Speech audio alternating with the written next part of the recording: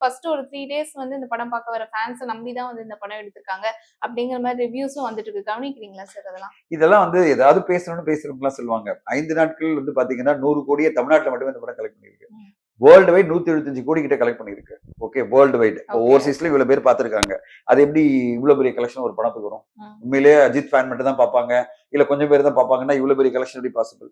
போற வேகத்துல இந்த படம் 250 300 கோடி பண்ணலாம், அதை தாண்டி கூட போலாம். சோ இதெல்லாம் வந்து ஏதாவது ஒரு படத்தை வந்து குறைச்சு மதிப்பிடுறதுக்காக பேசுறவங்க பேச்சு தவிர ட்ரேட்னுடைய வட்டாரங்கள்ல மிகப்பெரிய வெற்றி, பெரிய கலெக்ஷனை கொடுத்திருக்கு. அஜித் சார் கரியர்லயே ஹையஸ்ட் கலெக்ஷன் கொடுத்திருக்கு.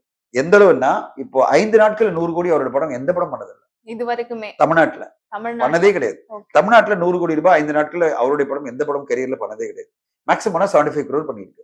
இப்போ வாரிசு துணிவு காம்படிஷன்ல வரும்போதும் துணிவு படம் பாத்தீங்கன்னா மொத்தமா 125 கோடி பண்ணுச்சு தமிழ்நாட்டுல.